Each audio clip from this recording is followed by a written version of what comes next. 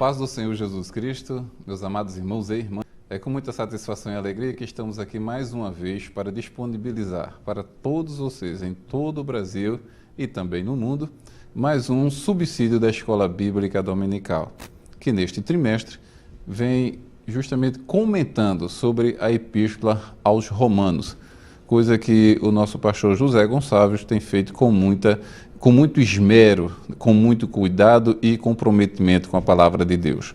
E hoje temos a quarta lição do nosso trimestre, cujo tema é os benefícios da justificação. Esperamos em Deus que o material que tem sido disponibilizado semanalmente tenha contribuído para o seu enriquecimento, tenha lhe ajudado a esclarecer essa temática, né? Que assim também gostaríamos de chamar a atenção que devemos ter muito cuidado quando explorar principalmente este capítulo 5 que hoje vamos falar. E louvamos a Deus porque temos assim pessoas que têm nos ajudado neste sentido e também estão habilitadas para falar deste tema. Temos aqui o nosso pastor João Barbosa, como também o nosso irmão Leandro Bezerra. Sejam bem-vindos a mais um programa do EBD na web. E gostaria nessa ocasião, Leandro, de começar perguntando, né, sobre esse capítulo tão maravilhoso e que parece um consenso entre os comentaristas, né, de ser o capítulo que recebe, né, um maior cuidado do escritor e que teologicamente tem uma riqueza muito grande também. Então, gostaria que você nos trouxesse os detalhes do capítulo, antes mesmo até da gente adentrar propriamente nos benefícios da justificação. Queria cumprimentar o pastor João, que é um prazer estarmos aqui mais uma vez, né, comentando a temática dessa lição, e dizer que o capítulo 5 de Romanos é um capítulo importantíssimo no desenvolvimento da argumentação paulina em Romanos. Acabamos de sair no sentido temático do capítulo 4, que é onde Paulo tratou especificamente sobre o conceito de justificação pela fé. Foi tratado pelo apóstolo Paulo o quanto esse conceito é importante, tanto para no que diz respeito à doutrina da expiação e as suas implicações em relação ao pacto que Deus fez com o povo de Israel e a inserção do gentio dos gentios em um novo plano de Deus para o Novo Testamento. Esse capítulo 5, todavia, ele também vai seguindo o mesmo raciocínio, no sentido de apontar as partes práticas e consequenciais da justificação pela fé. Por isso que o tema dessa lição é os benefícios da justificação. Então, o primeiro momento salvífico que o homem ele passa é o momento da justificação propriamente dito, onde ele é declarado justo por meio da fé, através da graça de Deus. Então, pela graça de Deus, baseado nos méritos de Cristo, ele se arrepende dos seus pecados, exerce fé em Cristo, que é a provisão para a sua salvação, e recebe a justificação de forma imediata. Então, a salvação ela vem como um pacote completo. E essa lição, capítulo 5 de Romanos, falando de forma bastante abrangente, focando na temática central, vai tratar justamente dos momentos seguintes a essa justificação. Então, a justificação é algo imediato. Justificação aqui, vale salientar, que é o mesmo do que novo nascimento. Novo nascimento, regeneração. Então, a regeneração é a paz com Deus, é o benefício imediato, porque está baseado nos méritos de Cristo, e é a porta de entrada para as demais bênçãos, que nós vamos tratar aqui no decorrer do capítulo 5. Então, resumidamente, o capítulo 5 trata da vida daquele que foi alcançado pela justificação pela fé. Leandro, no caso, então, para aqueles que incorrem em comentar, né, correm o risco até de comentar que o apóstolo Paulo pode ter rabinizado as escrituras, os evangelhos, né? Então, justificação foi tratada por Jesus, né, como novo nascimento, lá em João, né, 3. Capítulo 3. Não é isso, pastor João? É. Então, ou seja, ele não está lançando outra escritura. Na realidade, ele está explicando o que Jesus mesmo ensinou. Né? Pastor João, diante do que Leandro até já colocou, e da proposta da nossa lição, benefícios da justificação. Temos aqui no primeiro tópico, né,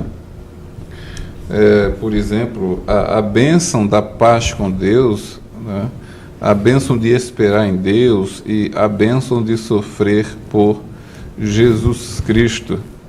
Então, o homem que reconhece, né, esse ato divino na pessoa bendita do Senhor Jesus Cristo, ele vai desfrutar desses bens apenas se... Qual é o elemento essencial, né, para que ele desfrute desses bens?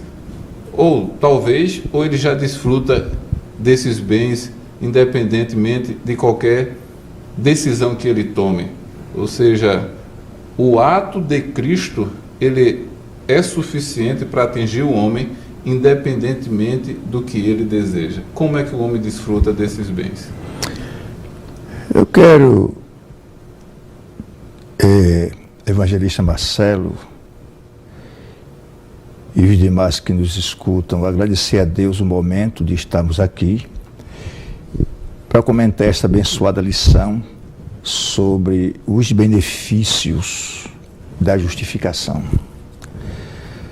Ou seja, Deus, através de Cristo, disponibilizou, se é que eu posso usar esse termo, ao homem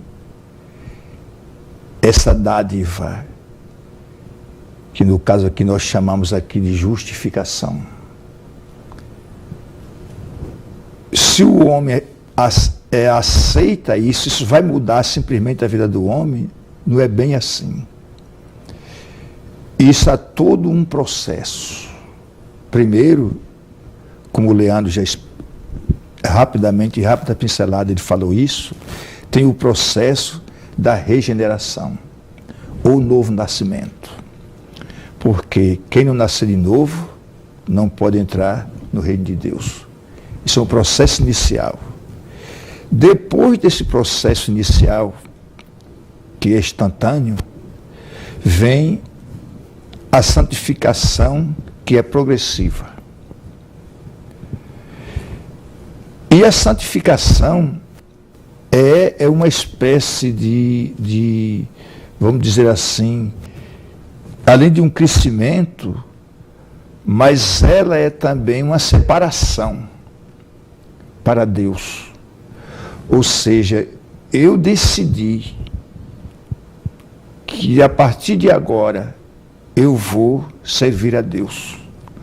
Aliás, como Paulo diz isso na introdução da carta aos Romanos, né? Eu vou servir a Deus, eu vou dedicar minha vida a Deus. Eu vou me santificar, ou seja, me separar para o Senhor, para fazer a sua obra. Mas o texto nos diz que temos paz com Deus, ou seja, depois, sendo pois justificado, quando essa justificação veio à minha vida, dentro de mim houve uma mudança, porque no momento que eu passei a confiar em Deus, então essa confiança em Deus me deu paz interior, porque me fez livre de todas as coisas abomináveis e que nos levavam para a condenação eterna. Agora eu tenho paz, e essa paz aqui, o comentarista faz um comentário sobre isto, que não é uma cessação de conflitos, é algo permanente, ela está na nossa vida como algo que nos garante a segurança em todo o nosso viver, quando nós caminhamos na senda, vamos dizer assim, da caminhada espiritual rumo à eternidade, que não sabemos quando será o fim da nossa existência aqui, mas sabemos que temos um caminho a trilhar. E esse caminho é cheio de improvisos, de perigos, de laços e etc. Mas nós que sentimos a justificação de Deus, passamos a ter uma paz interior, ou seja, uma certeza de que temos segurança em Cristo Jesus. Muito bem, Marcelo, fazendo Pois não. uma nota ao que o pastor João colocou, é importante a gente enfatizar isso que o pastor João trouxe, porque muita confusão tem sido feita na mente de alguns irmãos no sentido de não entender a salvação como algo que acontece de forma imediata e algo que também tem o seu aspecto progressivo. Então, o pastor João ele trouxe aqui o caráter progressivo da salvação, que é aquilo que a gente chama santificação. Então, no caráter progressivo da salvação, o cristão, uma vez justificado, ele é reformado segundo a imagem de Cristo. Então, isso nós podemos chamar a santificação. Quando a criatura, outrora depravada, inimiga de Deus, mergulhada no pecado, agora, depois de ter sido declarada justa, ela agora vai viver uma vida de frutificação, para que possa ser, usando a expressão paulina, recriada, para ser uma nova criatura, né? A nova criatura tem esse sentido de ser recriado segundo a imagem de Deus. E a santificação é uma expressão que também tem um sentido que implica na doutrina da salvação, mas também tem um sentido prático. Ou seja, você não é salvo porque você se santifica, mas você se santifica porque você é salvo. Então, se você é salvo, você vai refletir as bênçãos da salvação na sua vida prática. Então, às vezes, algumas pessoas até usam alguns textos paulinos, quando Paulo fala, se dirige aos cristãos como sendo santos em Cristo. E, na verdade, muitas vezes a palavra santificação também é usada na Bíblia não no sentido progressivo, no sentido imediato, que é aquilo que a gente chama de santificação posicional, que é o que fala aqui no versículo, capítulo 5 de Romanos, e o versículo 1, quando ele diz a seguinte expressão: sendo, pois, justificados pela fé, temos paz com Deus. Temos paz com Deus, por nosso Senhor Jesus Cristo. Ou seja, quando o ser humano estava inimigo de Deus e agora foi justificado, ele é posto diante de Deus não mais como um impenitente pecador, mas como santo. Então, é uma santificação não progressiva, posicional, que também pode ser chamada justificação. Então, a gente pode usar a palavra santificação também aplicando a justificação, mas, normalmente na Bíblia, ela tem um sentido progressivo. E, muitas vezes, alguém até também usa a doutrina da santificação de forma equivocada, como se ela fosse a minha responsabilidade, no que diz respeito à salvação, de manter a minha salvação. De fato, não é isso. A salvação ela é uma obra exclusiva de Deus. Deus ele inicia e Deus ele conclui. Eu recebo a graça do Espírito Santo para crer e recebo a graça do Espírito Santo para poder viver uma vida de frutificação. E o Espírito Santo é um agente que atua nesse sentido, né? De, junto com o espírito humano, manter-se dentro de um padrão de salvo, né? Sabemos que, apesar de padrão A ou B, não vai contribuir ou interferir na salvação. Mas um homem que ainda não aceitou pela fé a obra justificadora do Senhor Jesus Cristo, ele vive dentro de um padrão. E quando ele aceita, ele vai viver dentro de outro padrão, que só poderá cumpri-lo, de fato, mediante a graça e a constante, ininterrupta e urgente, né, ajuda do Espírito Santo, né, que é o segundo ponto da nossa lição, também vem tratando sobre isso, né, que uma das bênçãos adquiridas, né, que o homem, uma das benesses que o homem ganha com a justificação, é justamente as bênçãos do amor trinitário, né?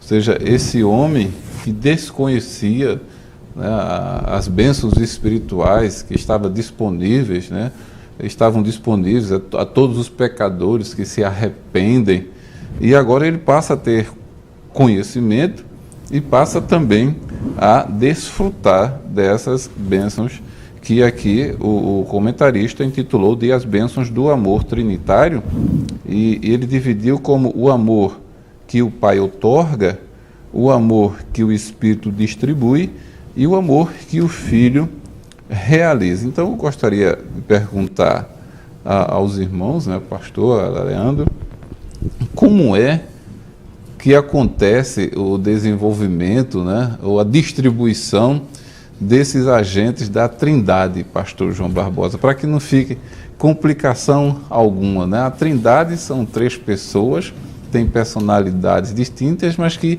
atuam numa unidade, né? Numa união tão forte, tão poderosa, né? Que talvez a gente não consiga distinguir, mas que eles não se confundem. Então, como é que isso acontece? Em algumas ocasiões, nos evangelhos, Jesus diz assim: eu e o Pai somos um. Em outras ocasiões, ele está clamando ao Pai. E no Evangelho de João, no início mesmo do Evangelho de João, na introdução, que no princípio era o Verbo estava com Deus e o Verbo era.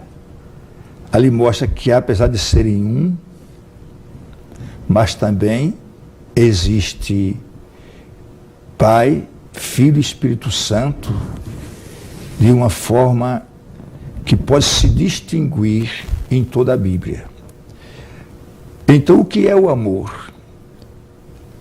Os evangelhos dizem com clareza que Deus é amor. Quando se nós lermos a bênção apostólica, me permita, irmãos em Cristo, ler essa bênção apostólica na 2ª carta do apóstolo aos Coríntios, e esta bênção dos apóstolos, ela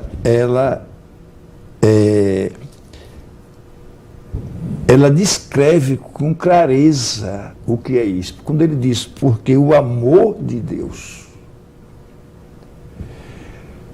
porque Deus é amor, mas depois ele diz, e a graça de nosso Senhor Jesus Cristo.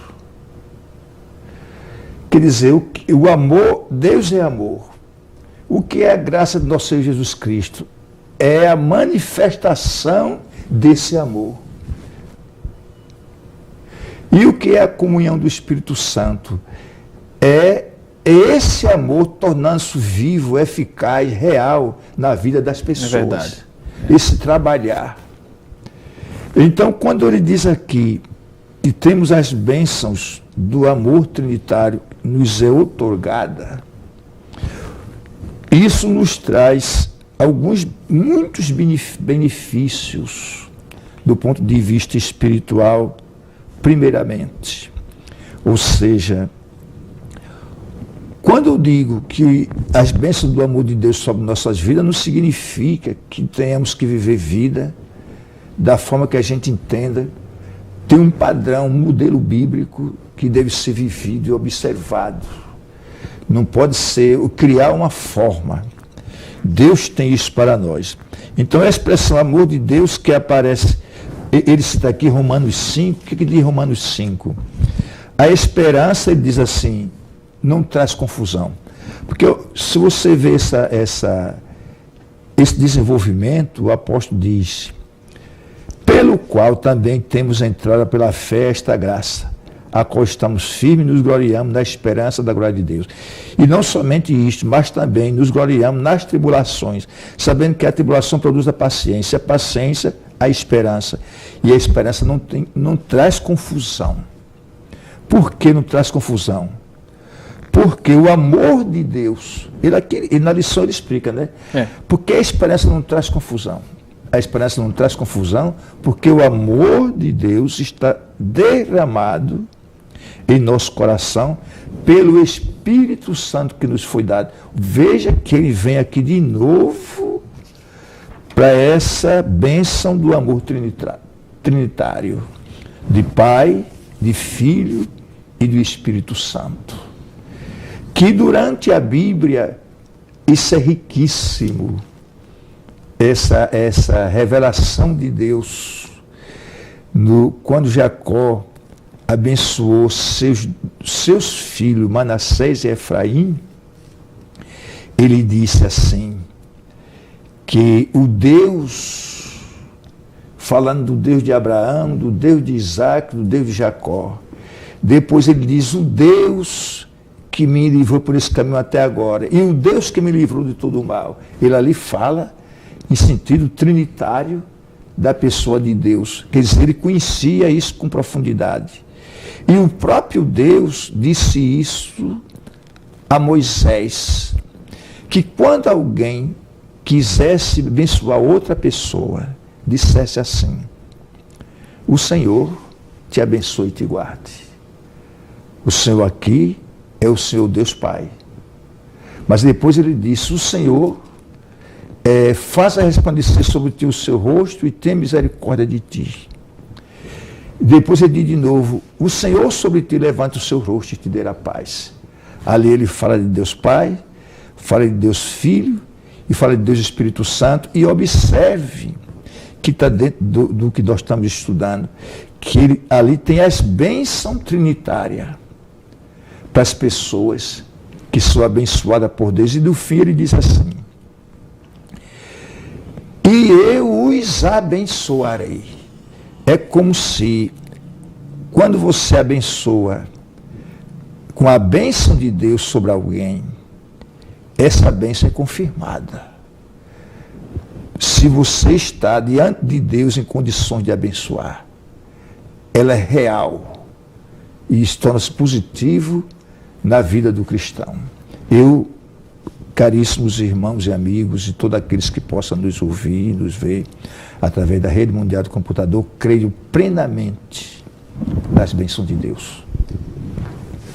Leandro, é evidente que, conforme é exposto pelo pastor, nenhum indivíduo que não tenha fé nesse ato justificador do Senhor Jesus Cristo, evidentemente vai desfrutar, né, dessas benesses, como já argumentamos, muito por causa justamente do efeito do pecado original, do primeiro pecado, que é aquilo que separa o homem de Deus, né? Mas com esse ato de justificação, ele reaproxima o homem de si mesmo. Deus reaproxima, vai buscar este homem que outrora havia sido separado por causa do primeiro pecado. Ou seja, foi um pecado que teve um efeito desastroso, né? Atingindo toda a humanidade, toda a criação. E eu costumo dizer que foi um ato, quer dizer, bem sucedido, entre aspas, aí, bem sucedido porque conseguiu manchar. Então, se todos nós aceitamos e dizemos, não, o pecado original que acabou acometendo toda a raça humana... Mas me permite também, esse termo bíblico, esse termo pecado original, isso não é bíblico, né? Não, a gente diz do primeiro pecado... Não está na Bíblia. Né? Não está. Né? É evidente que, teologicamente, ele é adotado, é usado por Foi um e por outro. Que cunhou, né, esse termo. Mas, de qualquer forma, o pecado, né, que adentrou a raça humana por Adão. Né? E aí a gente costuma dizer, não, é o pecado de Adão, ou o próprio comentarista que vem usando uma história, né, uma ilustração para provar que a culpa não é somente de Adão, o homem não é condenado porque Adão pecou e dessa forma contaminou toda a criação. O homem é pecado porque o homem é condenado porque ele peca, independente do pecado de Adão. E é o grande trabalho aqui que o apóstolo Paulo vai desenvolver, né, de conscientizar os próprios romanos e que até hoje, pelos acessos que tivemos dos comentários, observa-se a grande dificuldade que os comentaristas têm de entender, né, esse ato do primeiro Adão, né, e fazer essa conexão com o segundo Adão. Mas imagino que o primeiro Adão teve êxito, entenda aí, por favor, né, esse êxito, porque o segundo também teve êxito e muito maior. Né? Se o primeiro fez com que o pecado abundasse, o segundo fez com que a graça superabundasse. Né? Se, por um lado, ninguém pede para ter o pecado de Adão, mas já é algo que a própria natureza humana de alguma forma ela foi atingida e ela precisa ser transformada, quer dizer, o homem aí não interfere em nada. A partir de uma determinada idade, podemos assim dizer, e é como isso é também estudado na teologia, a partir de um determinado momento, ele passa a responder pelos seus atos. Mas, ao contrário da graça que superabunda, ou seja, dessa graça que transforma e que muda o homem de lugar, Leandro, ele precisa se manifestar em relação a isso. Então, como é que fica? Sei que não vai dar para a gente esgotar o tema, mas o professor, no domingo, ele precisa, né, de algum subsídio, de algum recurso que facilite o seu entendimento e que melhore sua exposição. Temos o primeiro Adão e o segundo Adão. Como é que a gente tem que entender dentro dessa esfera da justificação? O que um fez, o que o outro fez, quais são os efeitos e qual é a posição do homem em relação a estas duas obras dos dois Adãos? São muitas perguntas em uma só, né? Vamos tentar resumir, de fato, toda essa temática tão problemática. Em primeiro lugar, fica muito claro na leitura do capítulo 5 de Romanos que existe uma divisão que é muito clara, que vai do versículo 1 até o versículo 11, é a parte onde, segundo o comentário bíblico pentecostal, os eruditos daquele comentário, asseveram que a intenção e o alvo do apóstolo Paulo era um alvo mais particularizado. A partir do versículo 12 ao 21, nós temos então a parte onde Paulo trabalha com a temática mais voltada para as questões universais. E entra justamente nessa parte, do versículo 12 ao 21, a questão do pecado chamado original, que o pastor João muito adequadamente fez a intervenção para nos lembrar que esse termo, pecado original, não está na Bíblia. Mas também vale salientar que não é porque um termo técnico não está na Bíblia que a verdade dessa doutrina não possa ser deduzida da Bíblia. Não é? Então, a Trindade também não está um termo. Também não está. Não é? Então a gente também consegue deduzir da Bíblia a verdade de que existe um Deus que subsiste eternamente em três pessoas distintas, apesar de ser uma só substância.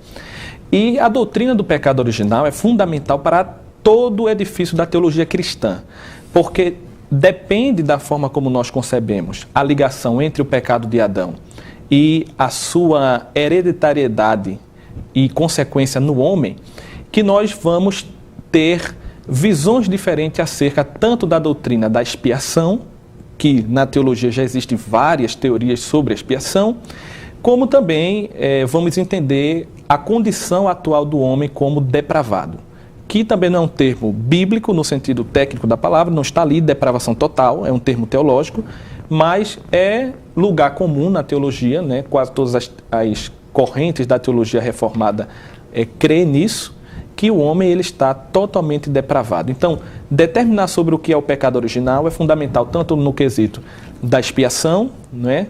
Como também na doutrina da depravação total, como também, eu diria aqui, a terceira doutrina, a doutrina da justificação pela fé. Bem, capítulo 5 de Romanos, versículo 12, eu quero ler aqui, para trazer aqui uma rápida explicação, ele diz o seguinte, capítulo 5, versículo 12.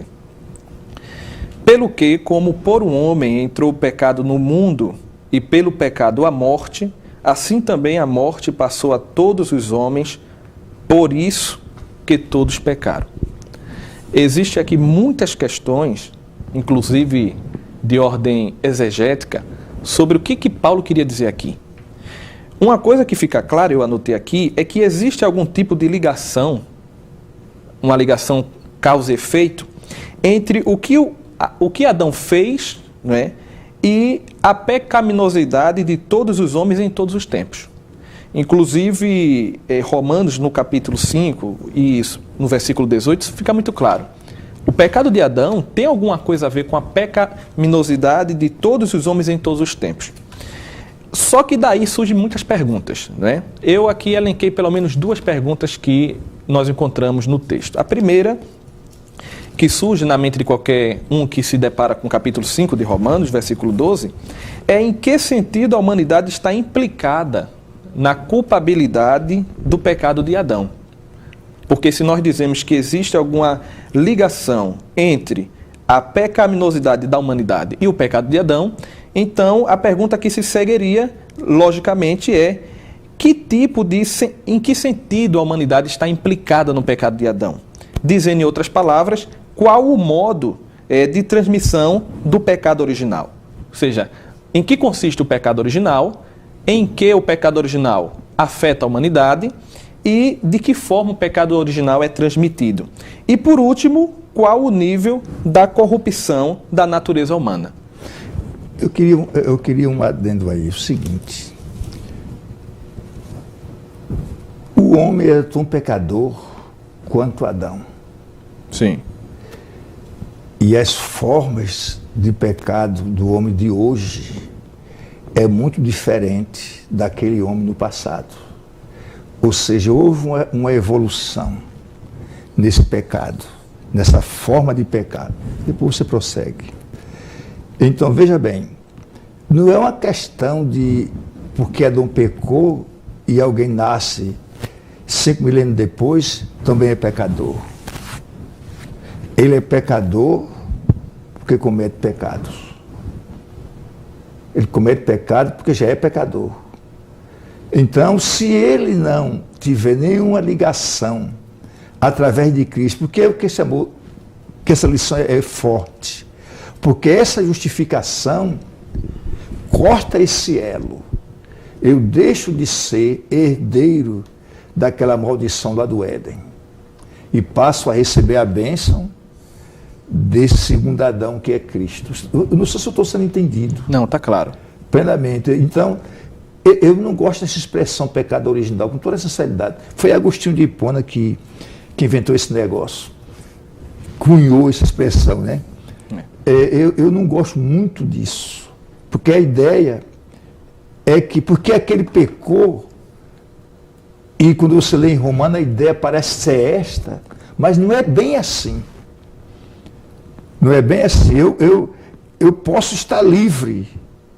Meus senhores ancestrais tinham cometido falhas desse tipo, daquele outro. Eu não sou obrigado a seguir aquela trilha e ter sobre mim essa maldição, porque eu agora tenho Cristo. Agora veja só, pastor, o que eu estou querendo colocar aqui, o que o senhor está falando é correto, é que o problema teológico aqui é muito mais profundo, porque implica em que sentido a humanidade está implicada na culpabilidade do pecado de Adão. Porque claramente existe uma consequência para a humanidade advinda do pecado de Adão. Isso está muito claro no capítulo 5, versículo 12 e versículo 18. Ou seja, existe uma consequência. Agora, a dificuldade teológica, e daí onde surgem as várias interpretações, a interpretação agostiniana, por exemplo, é uma delas, que nós aqui não concordamos, é chamado realismo, né? O realismo é uma tentativa de explicar em que sentido a humanidade está implicada na culpabilidade de Adão. E o outro problema é justamente de que forma o pecado de Adão, não é? Ou pelo menos a culpa, é transmitida, né, para a humanidade. Então o homem está envolvido na culpabilidade de Adão quando ele peca, quando ele comete pecado, que é aquela filosofia, aquela que ele conta aqui no seu livro sobre aquele lenhador. É diferente, até me permitam agora intervir, porque Adão poderia viver sem pecar. Era. Certo? O primeiro pecado de Adão foi fatal. E já o homem, pós-Adão, não. Né? É impossível que ele não peque. O Moleano está falando, quando ele peca, o pecado pessoal do indivíduo, sim, ele torna-se cúmplice também daquele pecado de Adão. Justo. Agora, é isso que eu quero ver. Não, justamente. Eu também não concordo que o homem, ele estava em Adão no sentido natural. Não. Aqui a gente vai ter que trabalhar com a doutrina da chamada imputação da culpa. Porque o pecado particular de Adão só diz respeito a Adão. O pecado particular de Adão, isso aí não temos dúvida, só diz respeito a Adão. Ter muito cuidado com isso. Agora, pastor João, como a Bíblia ela fala que existe uma ligação direta do pecado de Adão e a culpa e a pecaminosidade da raça humana, Então, de alguma forma, o pecado de Adão alcançou a humanidade. Agora, de que sentido? Nós pagamos pelo pecado de Adão? Não. Não é nesse sentido. A doutrina protestante e ortodoxa, ela vai dizer o seguinte: o homem ele não herdou, por isso que o pastor muito corretamente está tocando na tecla da expressão pecado original. Para quem quiser depois fazer uma pesquisa mais aprofundada, o próprio Millard Erickson e o Wagner Gruden, eles trabalham na teologia sistemática justamente dizendo que esse termo, pecado original, é um termo um pouco dúbio, porque dá a entender que o homem ele paga pelo pecado de Adão, o pecado particular de Adão. Só que a ideia da Bíblia não é essa. A ideia da Bíblia é o seguinte, que Adão, ele é o cabeça federal da humanidade. Ou seja, ele estava ali representando toda a humanidade através do pacto. Então entra aí mais uma vez uma outra doutrina fundamental na Bíblia, que é o pacto que Deus fez com Adão. Só que o pacto que Deus fez com Adão no Éden não só foi entre Deus e Adão. Adão ali representava toda a humanidade. E a linguagem passa a ser forense, jurídica. Por quê? Porque à medida que Deus faz um pacto com Adão, e Adão quebra o pacto, infringindo o acordo entre ele e Deus, a culpabilidade, logicamente, tem a sua implicação, a sua reverberação, não só em Adão, mas na humanidade toda. Ou seja, o pecado de Adão é exclusivo de Adão, mas a culpabilidade é imputada em toda a humanidade. Então, o que é imputar o pecado a toda a humanidade? Eu coloquei aqui a seguinte anotação. Sobre responder a pergunta sobre como o modo, ou melhor, qual o modo de transmissão do pecado original. Então, a doutrina da imputação, ela parte do federalismo. Ou seja, Adão é o representante federal de toda a humanidade. Se a gente não partir desse ponto, pastor João, a gente não tem como fazer uma ligação entre Adão e a humanidade e, consequentemente, de Cristo com a humanidade. Não é? Eu coloquei aqui o seguinte: toda pessoa está sujeita à aliança entre Deus e entre Adão e Deus. Adão, necessariamente, nesse caso, é o nosso representante legal. Né? Adão é o nosso representante legal. Como nosso representante, Adão pecou e Deus nos encontrou culpados pelo o delito de Adão. Deus nos encontrou culpados, assim como Adão. Então, um termo técnico é usado na teologia que é imputação, que significa culpa atribuída a outro, crime ou delito. Ou seja, o pecado particular de Adão diz respeito a Adão, mas a culpabilidade alcança toda a humanidade. Agora, o senhor falou da questão da responsabilidade humana, a questão da responsabilidade humana. Existe também um termo na teologia que o pastor José Gonçalves, ele chama a nossa atenção, que é o termo da simpatia, né? A simpatia, ou se solidarizar com o pecado de Adão. Ou seja, à medida em que o homem chega na idade do discernimento e ele peca, comete seu primeiro pecado, ele passa a se solidarizar com o pecado de Adão. É o responsável, né? Ou seja, justo... Foi o que eu tinha falado. Justamente. Então, ou seja, ele não só paga pelo pecado de Adão. A expressão aqui, que Paulo usa no capítulo 5, versículo 2, é muito clara quando ele diz que o seguinte: pelo que, como por um homem entrou o pecado no mundo, e pelo pecado a morte, assim também a morte passou a todos os homens. Por isso, ou porque, numa tradução mais correta, todos pecaram. Né? Ou seja, ninguém pode dizer que está pagando simplesmente pelo pecado de Adão, porque todos também pecaram. Todos se identificaram com o pecado de Adão. E é preciso que a gente entenda isso, porque se a gente não entender isso, vai ser difícil compreender também a dimensão do ato do segundo Adão. Justo. Né? A solidariedade no ato de Adão também tem um sentido, né, semelhante, né, no ato de Cristo, que não atinge automaticamente. Ou seja, a justificação alcança aqueles que têm fé. Não é isso, Leandro? Justamente.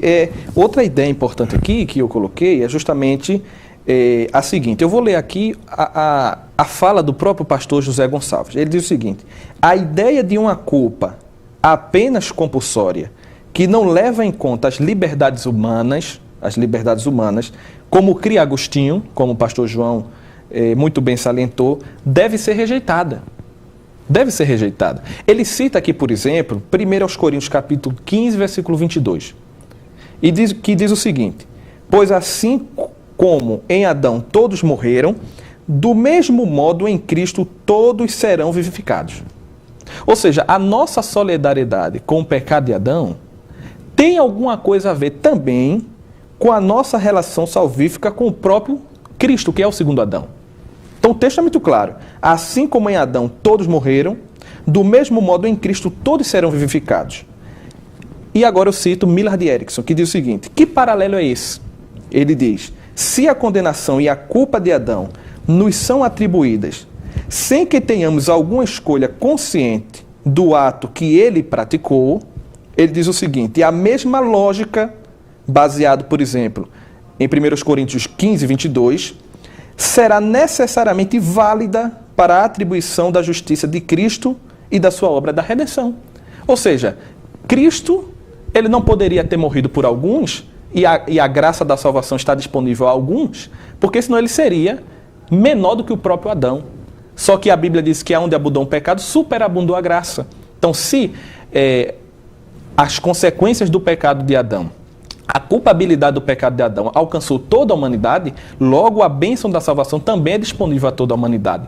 Todavia, a salvação ela só pode ser eficiente naquele que, exercendo fé, não é? Exercendo fé e satisfazer a condicionalidade da salvação, que é crer e alcança, então, a salvação. Ou seja, da mesma forma como que para ser salvo eu preciso exercer fé, crer e me apropriar da salvação, existe também, da parte do homem pecador, uma solidariedade com o pecado de Adão. Né? É isso que ele coloca aqui muito claro. E diz o seguinte: todos nós participamos do pecado de Adão e, portanto, recebemos tanto a sua natureza corrupta após a queda, ou seja, a depravação ela é total, é universal, e a culpa é imputada a toda a humanidade, e a condenação vinculadas ao pecado. Todavia, o homem, a partir do momento que nasce, já nasce pecador, a partir do momento que ele pratica o primeiro pecado, ele se torna solidário com o pecado de Adão. E por isso ele vai ser julgado, né? Não porque Adão pecou, né? Não, pagando pelos seus pecados. O comentarista diz o seguinte, que o homem em Cristo, ele é símbolo de uma nova criação de Deus. Quer dizer, uma nova criação sem estar debaixo daquela condição anterior. Porque Cristo, ao derramar o seu sangue no Calvário, ele cumpriu as exigências do Pai, e quando nós o aceitamos como Salvador, crendo no sacrifício que ele fez no Calvário, que foi também substituto, então essa carga que eu chamo de maldita, do pecado, que vinha daquele primeiro homem, ela é anulada. E eu fui justificado pela fé em Cristo, e agora eu sou livre para caminhar uma nova vida em Cristo Jesus. Eu quero agradecer, né, a presença mais uma vez do pastor João Leandro, que tem assim dado essa importante contribuição para o estudo da Palavra de Deus, né, subsidiar os professores da Escola Bíblica Dominical. Que Deus continue ajudando a todos vocês, dando sabedoria cada dia mais, iluminando a mente, para que possa nos trazer assim, né, mais e mais recursos, né, esclarecimentos da Palavra de Deus. Eu quero deixar assim a oportunidade para que ambos possam dar sua palavra de agradecimento nesta quarta lição do trimestre, os benefícios da justificação. Pastor João. Precisamos entender que os benefícios da justificação são inumeráveis.